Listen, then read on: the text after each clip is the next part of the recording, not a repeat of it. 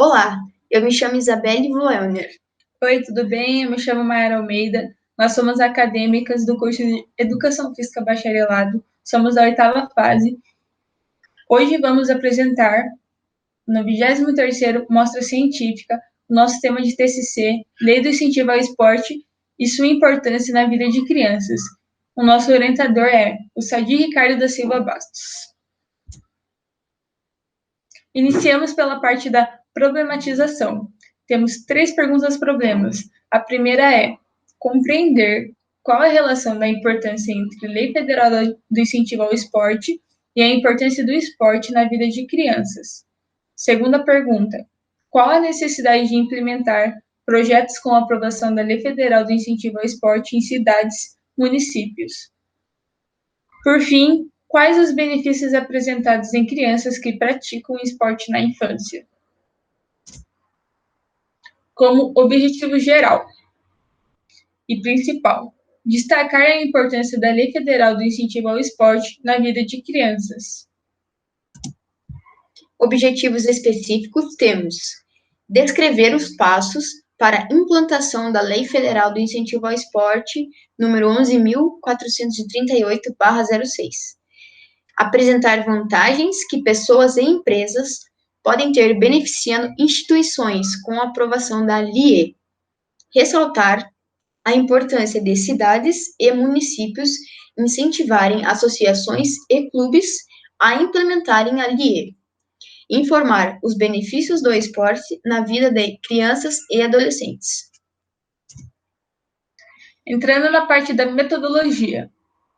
A pesquisa será realizada de forma bibliográfica, sendo feita a coleta de dados em artigos, livros, sites e revistas científicas, para obtenção de dados confiáveis. Agora, como parte principal do nosso referencial teórico, temos aqui a legislação referente ao esporte no Brasil. Vamos destacar os principais aspectos deste tema.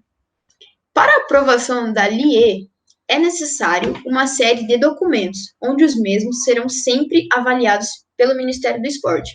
Ou seja, o Ministério do Esporte ele tem uma comissão técnica vinculada para esses meios que é necessário, para todos esses trâmites, né? Tudo que você precisa saber, todos os documentos que a empresa, que as instituições, ou seja, enviarão para o Ministério, eles têm sempre uma comissão organizadora que fica responsável por tudo isso.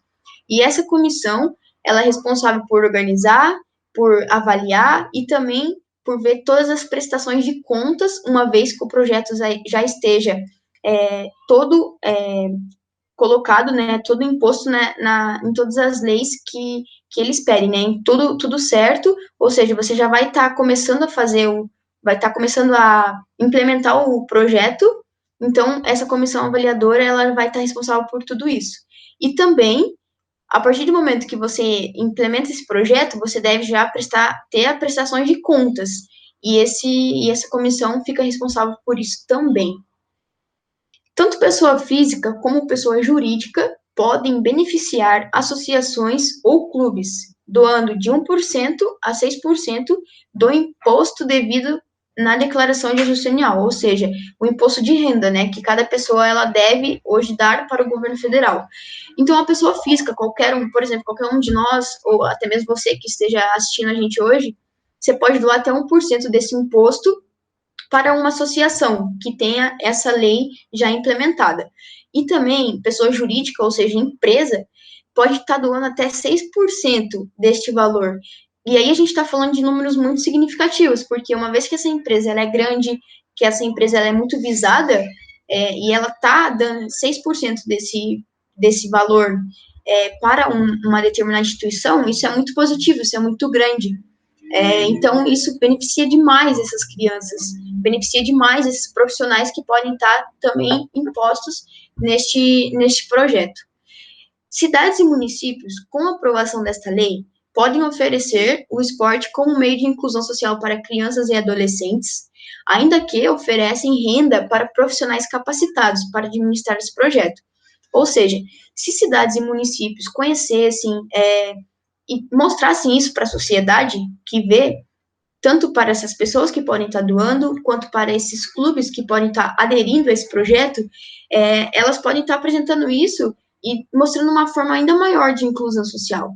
Porque com esse projeto, a inclusão social ela fica evidente, e crianças que, uma vez que gostam de praticar qualquer esporte, seja ele coletivo ou individual, elas podem estar entrando nessas instituições, nesses clubes, e está praticando isso de forma gratuita, até mesmo ganhando materiais, que tudo é disponível, né, para essas crianças, e falando dos profissionais, que eles podem estar dentro desse projeto, trabalhando. Por exemplo, tendo a sua carteira assinada, tendo um salário positivo. Profissionais mesmo da área da educação física podem estar entrando nesse projeto, e isso é algo muito positivo. Então, fica aí a nossa deixa já para esse sentido. Continuando na parte do referencial teórico, vamos abordar aqui também o esporte e suas finalidades. O esporte educacional, onde a criança ela se encontra com seu primeiro contato na educação física escolar. O esporte de lazer é quando a pessoa tem um poder ou seja, adquire um poder de escolha. Por exemplo, de espaço, de ambiente, de lugar. Se a pessoa vai ter como lazer uma corrida, jogar no futebol, enfim, praticar o que ele quiser. Então, o esporte de lazer nada mais é que o indivíduo ter seu poder de escolha, de lazer. O esporte de inclusão social, vinha ali de nome já, inclusão, ele não escolhe quem que vai ser o beneficiado, se é tal tipo, tal gênero, não tem essa. Eles tem como dever aderir, acolher todos os indivíduos da sociedade.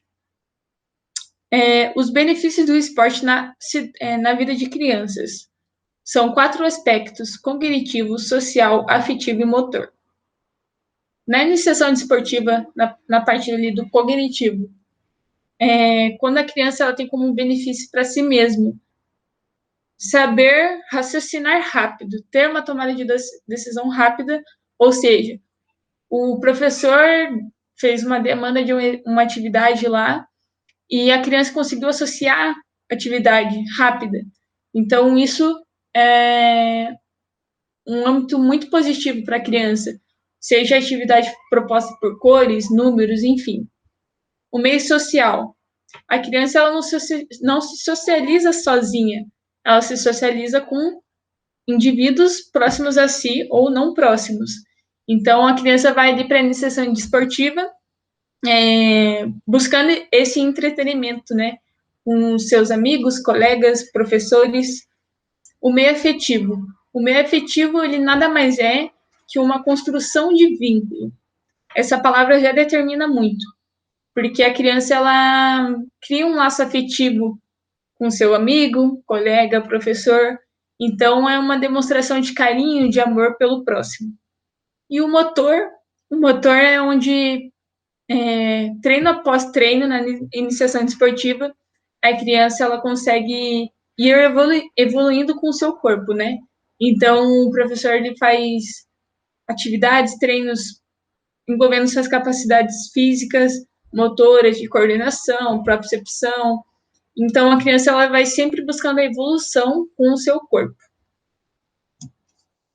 Nossas conclusões são que a prática do esporte na infância ou adolescência desperta muitos fatores positivos em indivíduos que beiram essa idade. Estes, que são sociais, afetivos, motores e também cognitivos, podem ser desenvolvidos em projetos que tenham a iniciativa de levar a prática do esporte para esse público. E com a LIE, pessoas ou empresas podem chegar mais perto de seu objetivo. Essa lei, que não é muito conhecida e desenvolvida no Brasil, pode oferecer prática do esporte como um meio de inclusão social, tanto para crianças, como jovens, adultos e até mesmo idosos. Aqui algumas referências de nosso trabalho e também a nossa obrigada. Obrigada. Olá, meu nome é Francine, sou acadêmica da oitava fase do curso de Arquitetura e Urbanismo da Uniplac e sou bolsista do projeto de pesquisa e extensão do artigo 170. As minhas coordenadoras são a professora doutora Lúcia Secato de Lima e a professora mestra Graziele Chemes de Oliveira. A gente traz então este ano um projeto intitulado Superestrutura e Meio Ambiente do Parnamu, Laje, Santa Catarina. E eu vou começar a apresentação aqui, então, dos slides.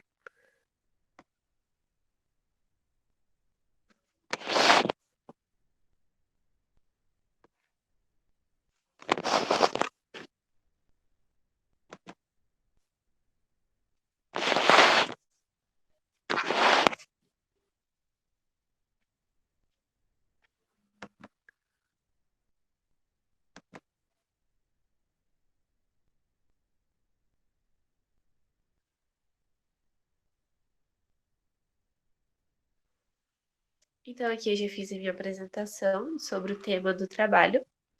Aqui a gente tem, então, o mapa de localização e acesso ao Parnamu. Mais para frente eu vou explicar um pouco melhor sobre esse raio de abrangência, que seria essa mancha vermelha circulada ali no entorno do Parnamu. Então, ele está localizado no Parque Natural Municipal João Teodoro da Costa Neto, está localizado no bairro São Paulo, no município de Lages.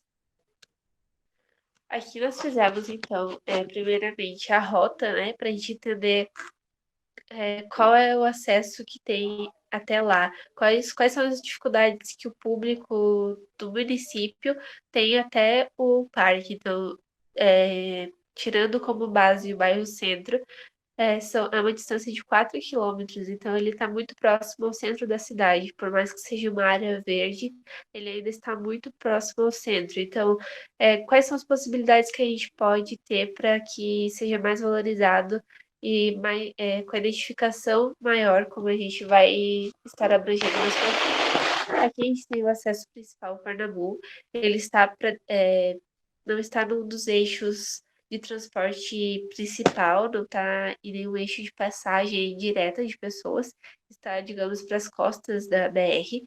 Então, ali é um acesso que é o principal hoje, mas que não é o ideal, pelo que a gente está entendendo esse raio de abrangência.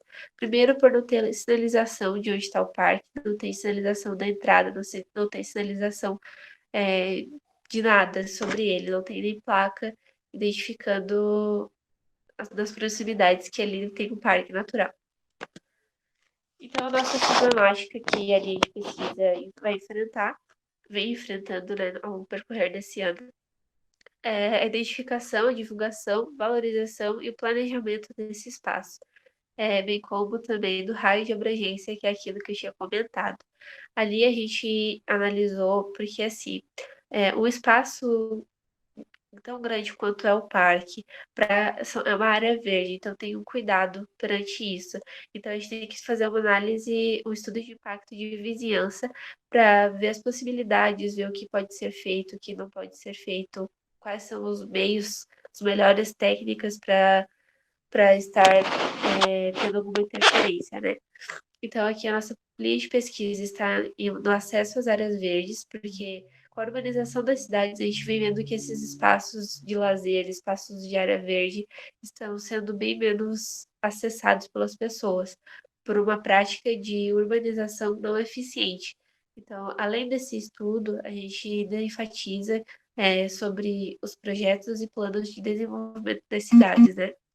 A educação ambiental também é outro ponto que, desde outras pesquisas que eu, juntamente com as professoras, realizamos, sobre a educação ambiental, é a base para tudo.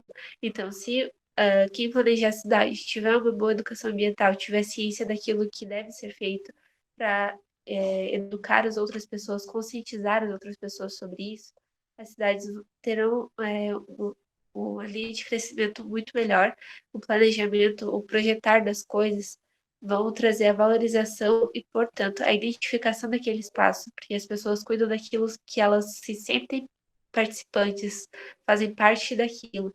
Então, a gente tem que valorizar o espaço. Eu, como lagiana, fui conhecer o Parque Municipal apenas com a apresentação desse tema pelas professoras, não tinha conhecimento disso. Então, eu vejo que isso é uma problemática, porque com 20 anos morando em Lages, eu não conhecia como que as coisas estão sendo valorizadas, né? Então, essa é uma das grandes problemáticas que a gente enfrenta. Para isso, a gente vai estar planejando uma revitalização, fazendo um projeto de revitalização da área construída, que a gente tem nessa tabela.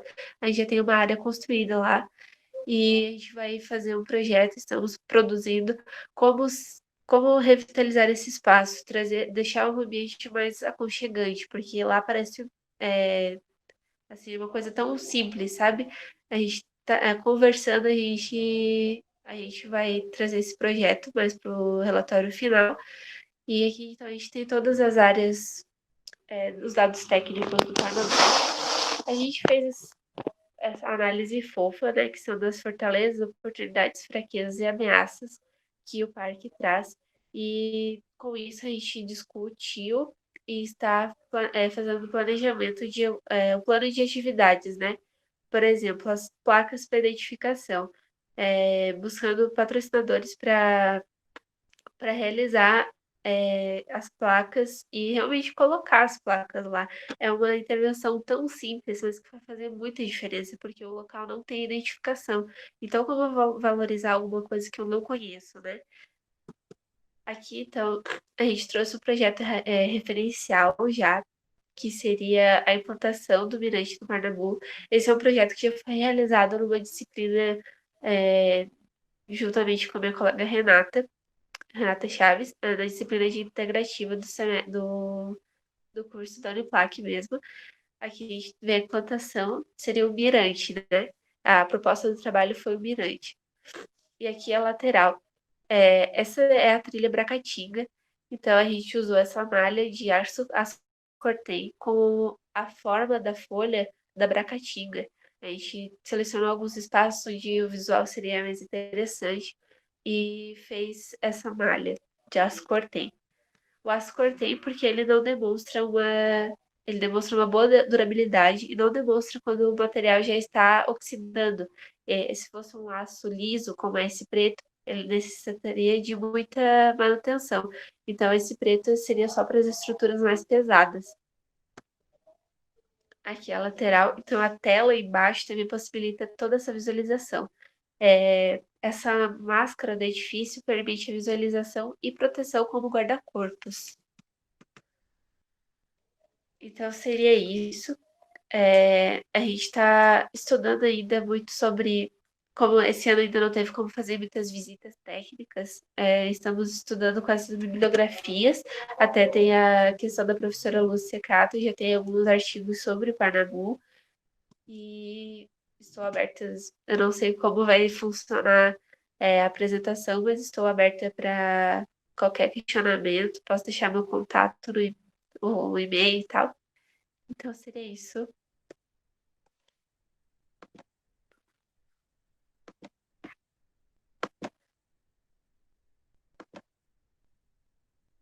Muito obrigada pela atenção. Boa noite a todos, meu nome é Ana Caroline e eu sou acadêmica de biomedicina da sexta fase. O nome do meu projeto é Antavirose, uma ameaça aos trabalhadores rurais da Serra Catarinense. A minha orientadora é a professora e doutora Rosiléia Marinhos de Quadros. Eu vou dar uma breve introdução do que é a doença antavirose. Ela se manifesta de diversas formas, é causada por um vírus existente na urina, nas fezes e na saliva de ratos silvestres. A antavirose pode ser fatal se não for tratada rapidamente também. Os sintomas inicialmente podem ser confundidos com os de gripe. A pessoa infectada pelo vírus ela apresenta febre e dores pelo corpo. Às vezes também tem manchas pela pele. Tem tosse e dificuldade de respirar. O maior risco de contaminação é de pessoas que podem ter contato com ratos, como os trabalhadores que atuam na área da limpeza, de fossas ou esgotos, e nas regiões portuárias também. Os que vivem e trabalham em campos, principalmente nas áreas mais rurais, né? O objetivo geral do trabalho é verificar o conhecimento dos estudantes de escolas estaduais de municípios de áreas rurais sobre a hantavirose, sobretudo as formas de transmissões do vírus. O objetivo específico: verificar a reação dos alunos frente à apresentação da doença, como os sintomas e evolução de quadro clínico, e o medo que pode ter em relação à saúde de seus familiares que trabalham sobre o campo. Buscar conhecimento sobre a presença de roedores silvestres nas instalações rurais através de apresentação de figuras dos roedores e buscar assim a prevenção. A metodologia. Local e metodologia aplicada na realização da pesquisa. O estudo será realizado nas escolas estaduais das cidades de São José do Cerrito, Painel, Palmeira e São Joaquim, e Campo Belo. Serão convidados a participar da pesquisa alunos matriculados no ensino fundamental a partir do 5º ano a alunos do ensino médio. Serão aplicados questionários em relação ao conhecimento sobre a doença e condições que podem contribuir para a transmissão do agente. Posteriormente, será apresentada uma palestra sobre os roedores, os sintomas da doença e as medidas preventivas para evitar a transmissão do vírus. Após a palestra, serão entregues aos estudantes uma cartilha sobre a hantavirose, produzida pelos autores do projeto, sobre as formas de transmissões, sintomas e profilaxia e epidemiologia da enfermidade.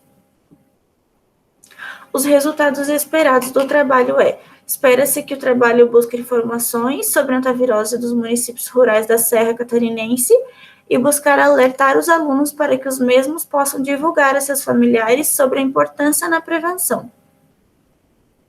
Aqui são algumas referências que foram colocadas no trabalho. Eu agradeço a compreensão e atenção de todos vocês. Bem, oi, eu sou a Vanessa, sou bolsista pelo Programa de Iniciação Científica da Unipulac e eu vou apresentar hoje um artigo produzido pelo Grupo de Pesquisa de Estratégia, Sustentabilidade, Inovação e Saúde.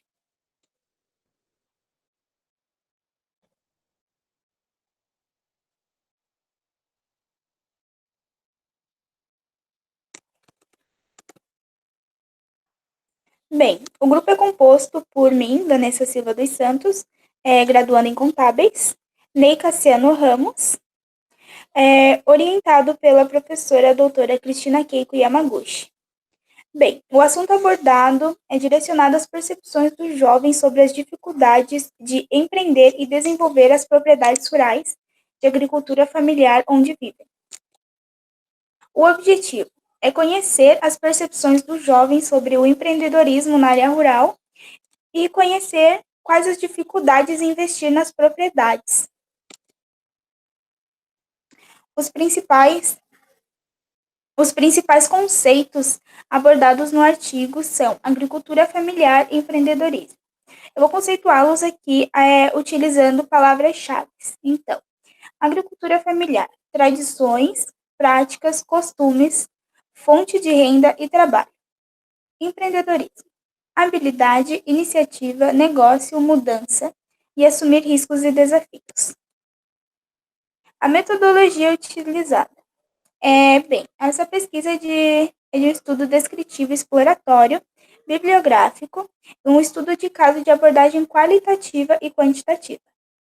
A pesquisa foi realizada no mês de março, com os participantes do evento Encontro de Jovens Empreendedores do Meio Rural Catarinense, o Jovem Rural protagonizando o desenvolvimento sustentável. A metodologia utilizada como forma de questionário. Bem, o questionário ele foi dividido em 2 itens, representados pelos dados socioeconômicos e o principal objetivo do artigo, ou seja, relacionados às percepções dos jovens sobre as dificuldades em empreender e desenvolver as propriedades. Como principais dados socioeconômicos obtidos com a pesquisa. 59 entrevistados eram homens, representando 60,2%. 39 mulheres, representando 39,8%. Bem, Sobre a escolaridade dos participantes, podemos notar que a maioria possui ensino médio completo e incompleto, totalizando 36 para incompleto e 28 entrevistados para completo, o que já era um resultado esperado por ser um evento direcionado ao público de jovens. As cidades, bem, aqui nessa tabela nós destacamos as cidades que mais tinham participantes, mas a lista era de 26 municípios aqui de Santa Catarina. Então, bem, Campo Belo do Sul, 16 participantes, Bocaina do Sul, 12, Palmeira, 11, Lages, 8, Anita Garibaldi, 7 e Abdon Batista, 6 pessoas. Sobre as culturas. Bem, as culturas também eram uma lista extensa, então aqui nós reduzimos apenas as mais citadas, sendo milho, com 55 citações, pecuária, 30, feijão, 26, soja, 20, pastagem, 11, hortaliça, 8 e maçã, 7 pessoas citadas. Sobre os principais resultados direcionados às percepções dos jovens. Então, bem, nessa tabela nós podemos notar que as principais dificuldades abordadas são de natureza financeira e econômica. Aqui, como exemplo, nós temos econômico em si, 10,4% dos entrevistados citaram, preço final baixo, implementos caros, alto custo de produção, financiamento, burocracia em financiamentos, o crédito, os insumos caros. Bem, as principais queixas, elas são de origem econômica, citada 34% das vezes. O acesso à mão de obra barata e qualificada emerge em 12,6% dos casos. Ou seja, bem, no meio rural, existem sim pessoas, a mão de obra em si ela existe, só porque a visão qualificada que tenha um desenvolvimento, um conhecimento técnico está escasso. E quando o proprietário ele precisa dessa mão de obra qualificada, ela se torna cara. Então, muitas vezes, por ser uma renda baixa, o valor do produto para a venda é baixo, eles não conseguem ter o suficiente para manter esse funcionário, essa mão de obra. E aqui o preço final do produto, muito baixo, comentado por 7,6% dos entrevistados. As principais queixas foram de ordem econômicas, com citações para a falta de crédito, financiamento difícil, implementos caros, alto custo de produção e de manutenção. A falta de mão de obra qualificada e de alto custo, como eu já citei anteriormente, e lacunas no conhecimento técnico relacionado aos assuntos no campo. Essas lacunas no conhecimento técnico foram citadas no sentido de o conhecimento da família. Por quê? Porque como é agricultura familiar, o conhecimento ele é repassado de geração em geração, de pai para filho. E agora, os jovens, quando eles querem sair, ter uma abordagem técnica, estudar e retornam para as propriedades dos seus familiares, muitas vezes os pais não aceitam que eles coloquem essas novas técnicas em uso na propriedade, o que dificulta para esse crescimento, porque muitas vezes são coisas que vão facilitar no dia a dia, mas que existe essa resistência. E o sentimento de abandono pelo governo, que foi um ponto que nós não esperávamos ler durante o questionário, mas que foi citado mais de uma vez.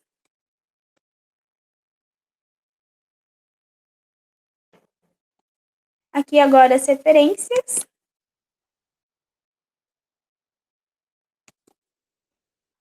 Bem, esse foi o artigo apresentado. Só um pouquinho.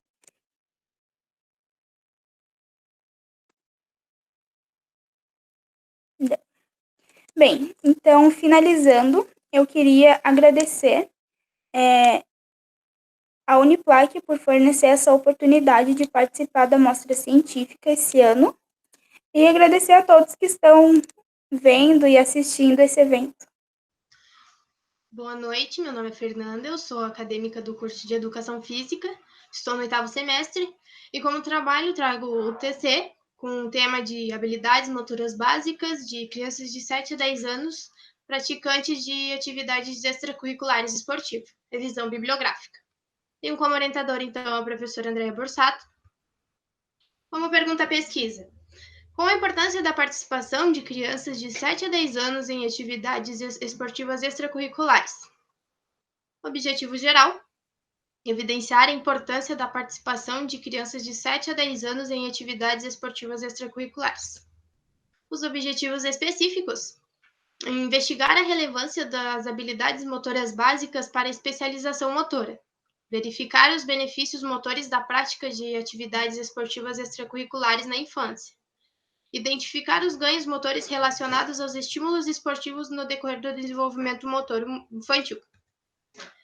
A metodologia: como o trabalho, então, foi caracterizado como uma pesquisa bibliográfica, segundo Martins e Teófilo, procura explicar e discutir um assunto, tema ou problema com base em referências publicadas em livros, periódicos, revistas, enciclopédias, etc. Tem características descritiva, exploratória e com abordagem qualitativa. Iniciando o referencial teórico, o primeiro tópico, então, é o processo do desenvolvimento humano. Então, o desenvolvimento humano inicia na região intrauterina e finaliza na morte, né? Ela é uma organização complexa, constituída por fatores psicossociais, psicofísicos, ambientais, fisiológicos e biológicos. Ele é dividido em etapas, e em todas as etapas desse processo do desenvolvimento humano, o indivíduo vai sempre estar adquirindo aprendizado. O desenvolvimento motor na infância, então, o desenvolvimento motor engloba inúmeras subdivisões relacionadas ao respectivo organismo e à capacidade de mobilidade. Também está relacionado com o processo sequencial de funções e da mobilidade humana. A evolução do ser vivo, então, está relativo de acordo com a idade dele, que à medida que a criança vai evoluindo, ela avança nos estágios do desenvolvimento, né? Passando por adaptações, que são as adaptações físicas e fisiológicas, né? Onde elas vão adquirindo a habilidade e a capacidade funcional que ocorre em todo esse processo. A relevância da estimulação para a aquisição das habilidades motoras básicas. Então, as habilidades motoras são qualquer atividade que contenha movimentos voluntários, que sejam aprendidas e tenham um norte, né, para um objetivo, e são executadas por um membro ou mais, né, do corpo humano.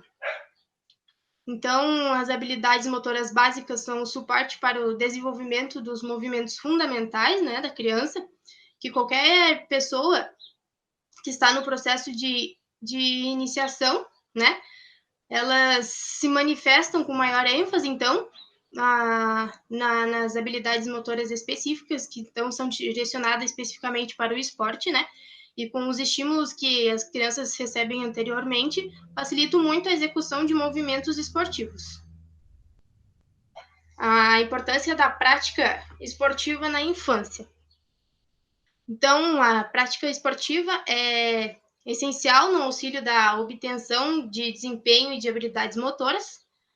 Então, a inclusão do esporte na vida do indivíduo se torna de imensa relevância, porque o conhecimento corporal que eles adquirem através do movimento enriquece a desenvoltura, né?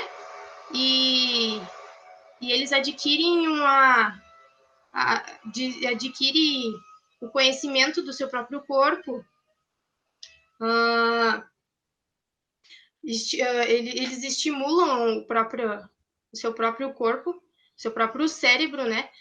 Formando a sua própria personalidade e estando inclusos no meio social, né? Interagindo com outras crianças, se beneficiando e praticando esporte, que é de muito benefício para elas, né? Evoluindo com a saúde, com uma qualidade de vida de muita importância. Benefícios motores a partir da participação de atividades extracurriculares. Então, a execução das atividades extracurriculares, né? Como, por exemplo, a dança, lutas, jogos, etc., elas proporcionam diversos benefícios para o crescimento e desenvolvimento motor da criança, tendo como o contraturno, essas atividades extracurriculares são o contraturno da educação infantil, né, escolar. As crianças, então, adquirem experiências e estímulos naturais que elas vão pegando o hábito, pegando o gosto isso e vão seguindo em frente, né? Até muitas pessoas se tornam atletas por pegar gosto por algum esporte ou alguma atividade extracurricular. E a partir disso, então, ela tem a ocupação do tempo, né? Aprendendo, tendo o aprendizado, captando conhecimento através dessa prática e então motivando a criança para estar sempre no meio social, né? E se beneficiando, então, mantendo a alegria dela e transmitindo isso para todas as pessoas que ela vai construindo através da faixa etária e os amigos que ela vai conhecendo, né? Então, as considerações finais. Então, o trabalho ainda está em andamento, ele não foi finalizado, né? Mas já é possível perceber que os objetivos da pesquisa já serão alcançados de formas positivas. Aqui estão as referências.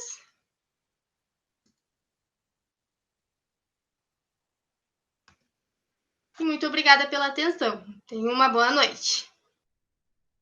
Olá, nós somos acadêmicos do curso de Educação Física. Eu me chamo Laís Barros, meus colegas Roberta Martorano e Thiago Wolff. Nós vamos apresentar sobre o trabalho de conclusão de curso, nosso professor e orientador Luiz Alberto Corrêa Fraga, e o nosso tema exercício físico como tratamento não medicamentoso para indivíduos depressivos. Entre todas as doenças psicológicas conhecidas, a depressão ganha destaque pelo seu crescente número de casos e por todos os sintomas e as possíveis consequências de um tratamento não realizado corretamente. A prática regular de exercícios físicos é essencial para a qualidade de vida de todos os indivíduos, independente de sua idade. Este hábito é responsável por melhoras na autoestima, autoconfiança e também pela liberação de hormônios como a endorfina, que também é conhecido como hormônio do bem-estar. E diante da constante busca de tratamento para a depressão, o exercício físico surgiu como um meio de auxiliar nesse processo, mas ainda são muitas as dúvidas em relação aos prós e contras. Neste contexto, nós questionamos qual a contribuição da prática de exercícios físicos no tratamento de indivíduos com transtornos depressivos.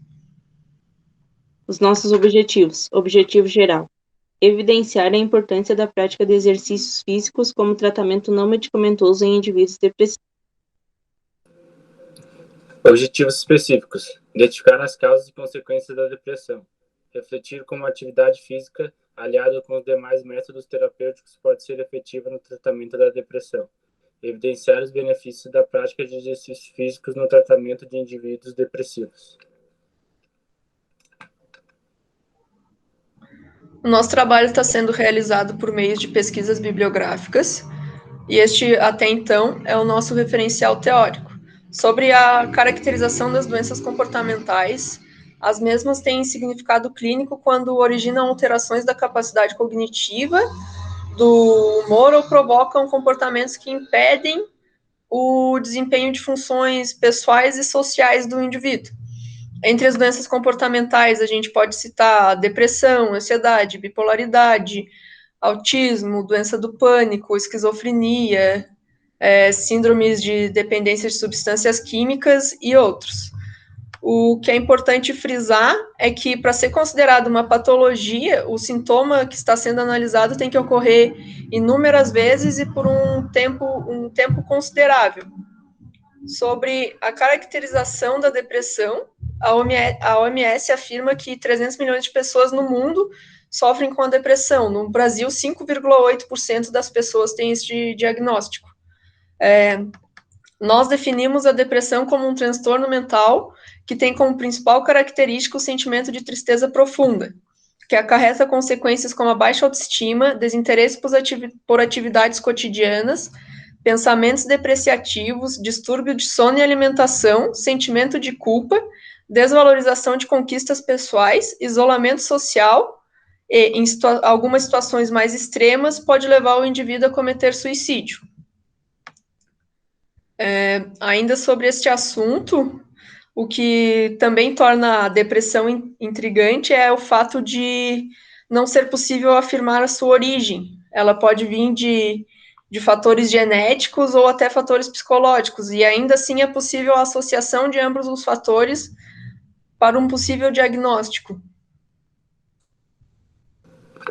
Então, a prevalência das doenças comportamentais, são doenças que sofrem um aumento de casos no mundo todo.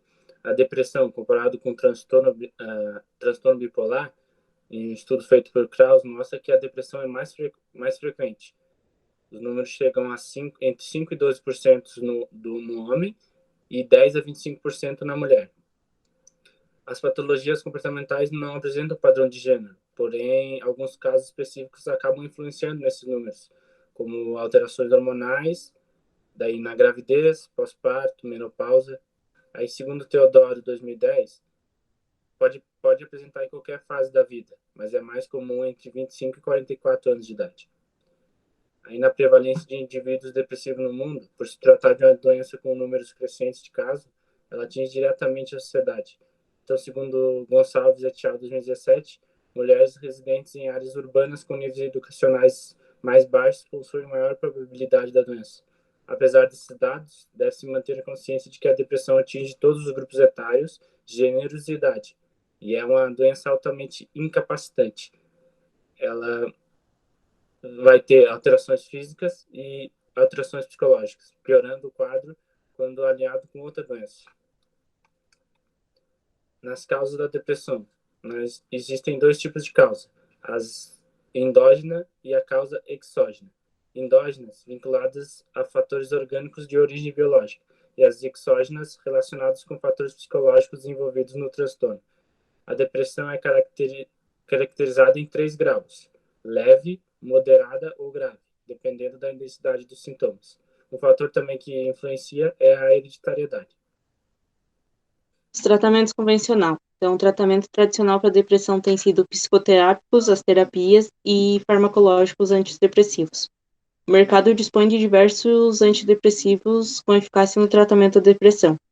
Esses antidepressivos atuam no aumento da disponibilidade cerebral, através da serotonina, noradrenalina e dopamina, que são neurotransmissores fundamentais para o bom funcionamento do cérebro, além de regular o sono, o apetite, a libido e o humor.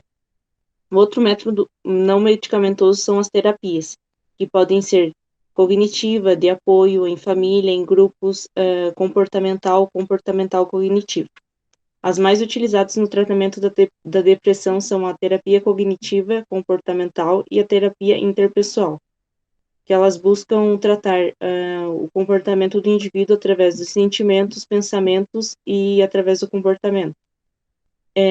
Além de buscar o motivo causa que desencadeou a depressão.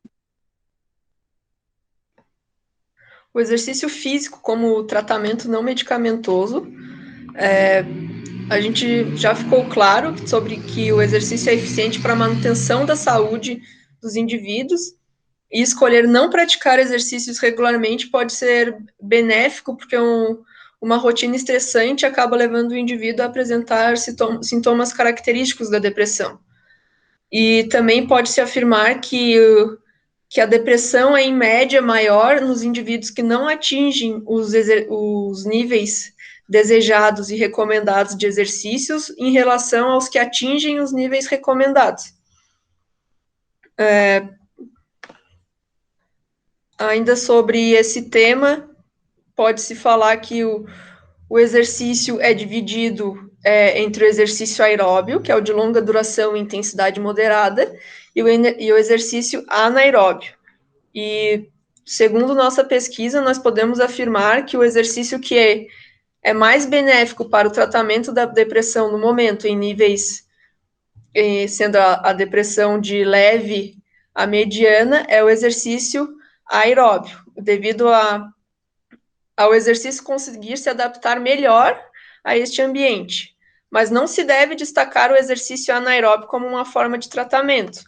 O mais importante é o indivíduo se sentir bem e estar confortável no ambiente que ele esteja. Não pode ser um ambiente que faça cobrança, seja competitivo ou que reprima o aluno. O exercício e a depressão são fatores considerados inversamente proporcionais. Então, se a frequência do exercício estiver alta, o índice depressivo estará baixo, e vice-versa. Então, é importante frisar que, em casos considerados leves e moderados, a prática de exercício é eficaz como tratamento, mas quando se trata de casos graves, é essencial que tenha o somatório de tratamentos, tratamento medicamentoso, tratamento psicoterápico e exercício físico. Os nossos principais resultados, como nós não concluímos o nosso trabalho de conclusão ainda, nós temos que o exercício auxilia no aumento da autoestima, autoconfiança, melhora a interação social e a sensação de bem-estar, que o tipo de exercício mais eficiente é o exercício aeróbio, que o exercício é eficiente no tratamento da depressão leve ou moderada. Em casos graves é necessária a associação de tratamentos, e que o exercício físico também trabalha como prevenção dos sintomas depressivos. Aqui também nós temos todo o nosso referencial utilizado para fazer o trabalho até o momento. Muito obrigada a todos pela atenção. Boa noite a todos. Me chamo Leonardo Pereira Delis, meu colega o Bruno dos Santos da Paixão, e para a 23ª Mostra Científica da Uniplac, vamos apresentar nosso pré-projeto do trabalho de conclusão de curso. Nosso orientador é o Paulo Roberto Alves Falck e nosso curso Educação Física Bacharelado. Seguindo, temos o nosso tema, que é a prevenção e o tratamento da lombalgia crônica através do treinamento resistido. Falando um pouco sobre a nossa problemática. Então, o conceito de lombalgia, ela é toda e qualquer dor na região lombar que percorra por um determinado prolongado período de tempo. Muito disso se deve ao contexto atual em que a gente está inserido. Ela, por ser uma patologia de alta incidência, a gente traz no nosso trabalho que aproximadamente 85% da população mundial já teve desconforto na região lombar em algum momento da vida, e muito disso se deve ao conceito atual que a gente está inserido. A gente sabe que com o avanço da tecnologia, os ambientes de trabalho também evoluíram muito. E muitas das pessoas fazem a sua atividade laboral e funcional de trabalho em ambientes sentados, que ficam muito tempo com uma postura errônea. Muitas vezes, por estar usando computador, celular, ela adota uma postura que pode desviar, ter um desvio postural. E isso, a longo prazo, acarreta a lombalgia crônica. Muitas vezes o tratamento para ela se dá por via medicamentosa, por meio de anti-inflamatórios, analgésicos e etc. Nós, no nosso trabalho, vamos abordar o treinamento resistido como uma metodologia e verificar sua eficácia por meio de embasamento teórico. Diante de todo esse exposto, a nossa questão problema, que é como o treinamento resistido se torna efetivo no tratamento e prevenção da lombalgia crônica.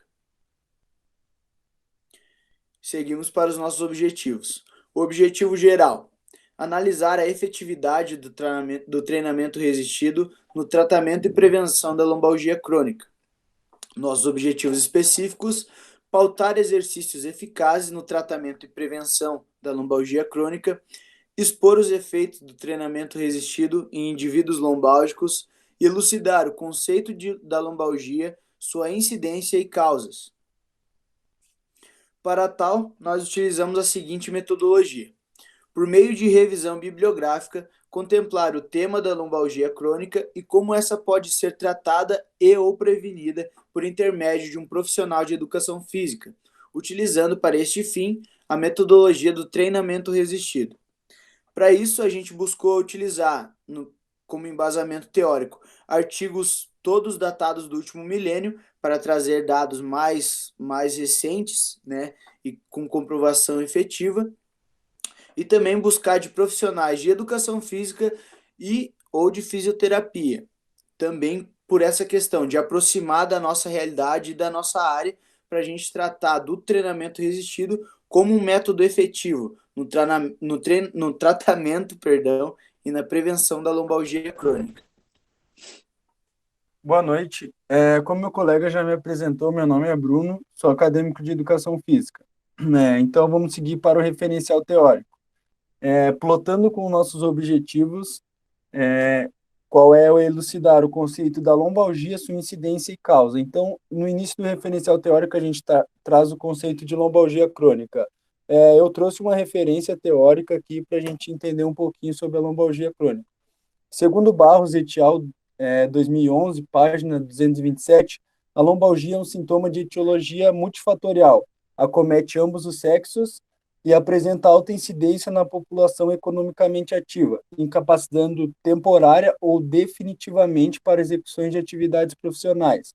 Então, a lombalgia crônica é algo que pode afastar o indivíduo de suas práticas laborais, que são o seu trabalho ou até a atividade do seu cotidiano. A incidência dessa lesão ela é uma incidência muito alta, então o que torna uma patologia comum dada a incidência alta que ela é. Então ela é comum devido à incidência, no caso ela tem uma incidência muito alta. Então as causas da lombalgia crônica, como eu já falei, ela é multifatorial, então ela pode ter diversas causas e não somente uma causa isolada. Outro objetivo nosso era pautar os exercícios eficazes no tratamento e prevenção de lombalgia crônica e expor os efeitos do treinamento resistido em indivíduos lombálgicos. Então, esse é o nosso próximo tópico, que era o treinamento resistido e lombalgia crônica, que a gente traz exercícios eficazes no tratamento e também na prevenção da lombalgia crônica, como fortalecimento do core, fortalecimento de paravertebrais, exercícios como agachamento terra e afundo, entre outros. A importância do profissional de educação física na prevenção e tratamento na dor lombar crônica. Então, a gente expõe que o profissional de educação física é importante para determinada área, que é na prevenção e tratamento dessa patologia. E também que essa é uma área emergente à educação física, dada a incidência da lesão. Conclusão: a incidência da patologia denominada lombalgia crônica é recorrente e reincidiva, como visto no decorrer da discussão, tornando a mesma uma patologia de alta incidência, e suas causas multifatoriais, fazendo dessa patologia uma área relevante e emergente para profissionais de educação física, que podem atuar tanto no âmbito da prevenção de lesões, quanto na reabilitação desses indivíduos. Então, essa é uma área muito emergente dos profissionais de educação física. É uma área que necessita desse apoio, pois a incidência é muito alta, então acomete grande parte da população e é de suma importância que o profissional de educação física esteja apto para trabalhar com tal público. Logo depois vêm as nossas referências.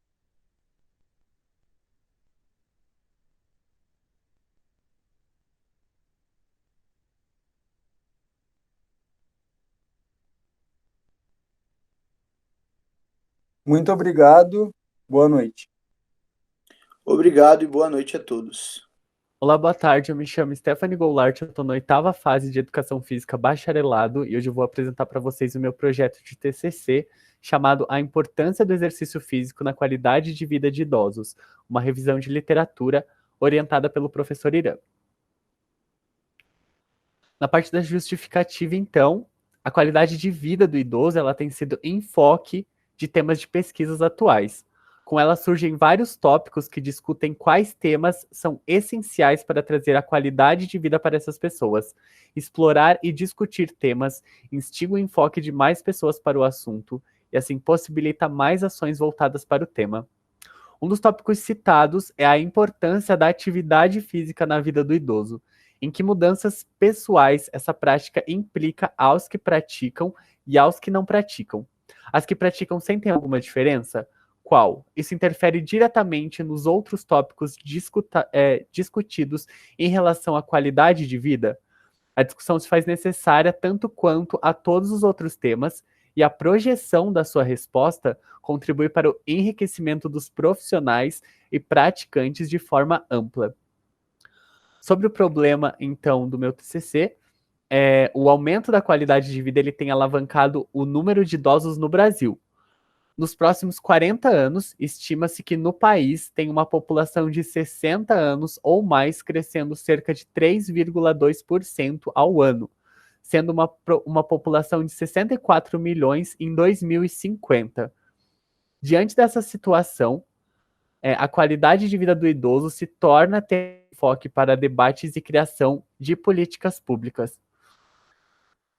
Nos dias atuais, a qualidade de vida ela é vista por diversos aspectos e diversos temas, entre eles capacidade funcional, nível socioeconômico, estado psicológico, interação social, atividade intelectual, autocuidado, apoio familiar, valores socioculturais, éticos e religiosos, processo de morte e morrer, estilo de vida, satisfação com o emprego ou com a sua atividade de vida diária e o ambiente em que vive e frequenta.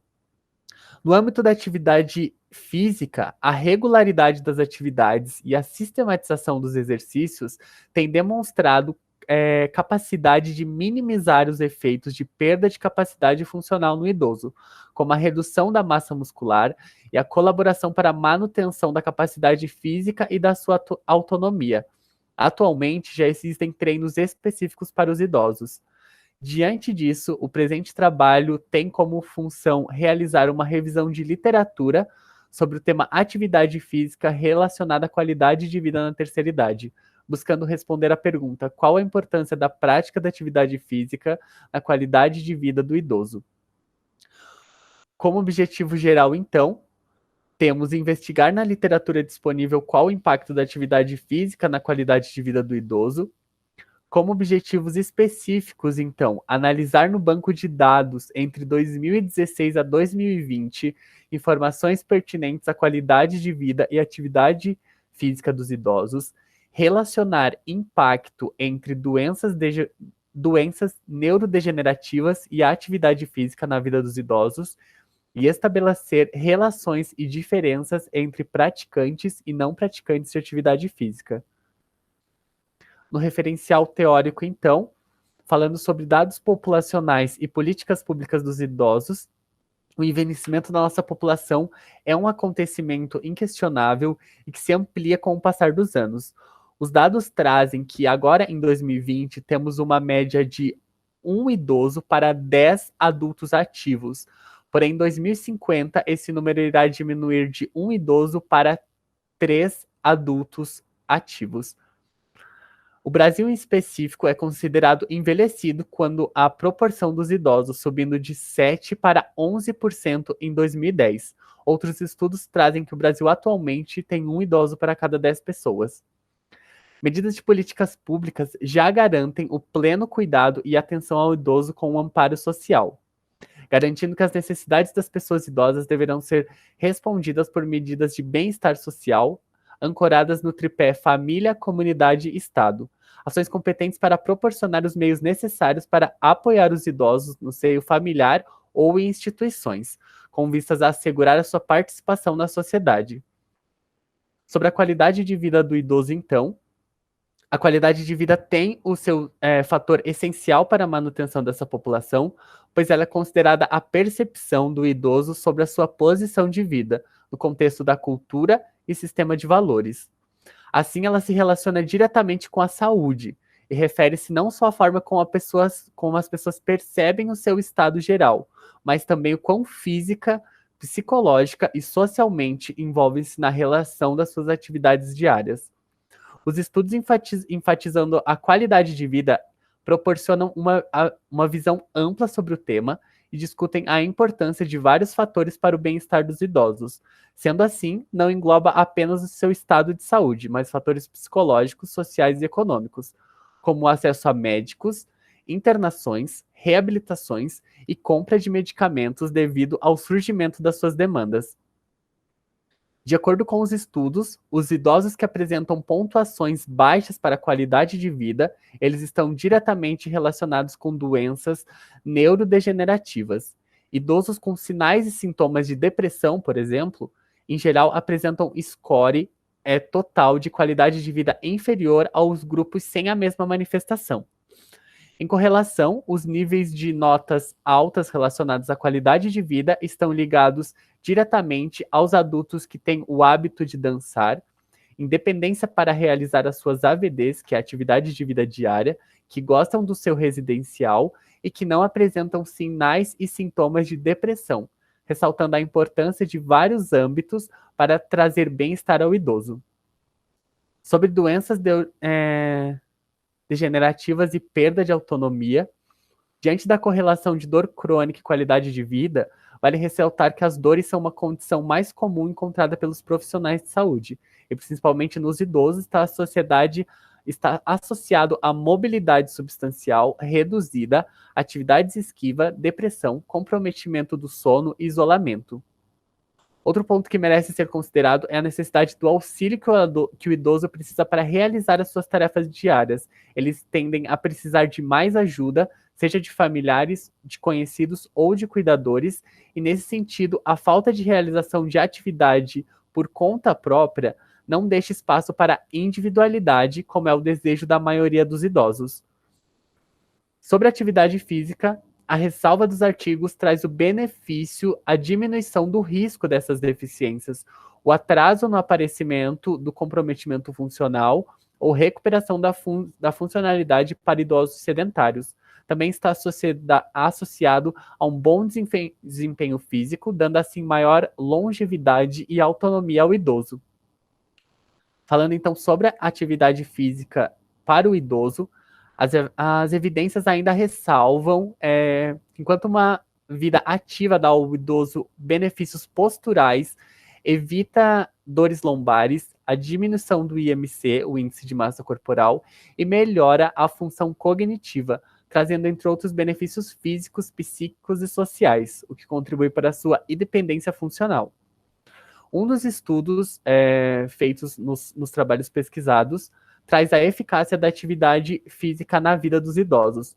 A pesquisa, então, ela foi realizada com idosos ativos e idosos inativos e mostrou que os que praticam alguma atividade semanal fazem menos tratamento clínico e usam menos medicações. É evidenciado também que as idosas ativas se mostram com menos dor e com mais energia para o seu dia a dia, estando mais satisfeitas com a sua capacidade de locomoção. Sobre o método, então, do meu trabalho, essa pesquisa, ela trata-se de uma revisão sistemática de literatura, onde foram realizadas buscas nas bases de dados no dia 30 de julho de 2020. Para essa busca foi empregado o período de 5 anos, então foi entre 2016 e 2020, e apenas artigos completos na língua portuguesa. Foram realizadas buscas com as palavras atividades físicas e qualidade de vida dos idosos em 2 bancos de dados, Cielo e periódicos CAPES.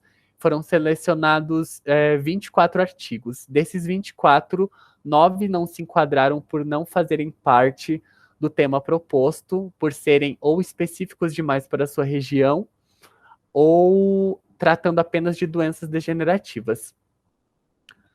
Essas seriam as referências do trabalho. É isso, muito obrigado pela atenção e boa tarde a todos.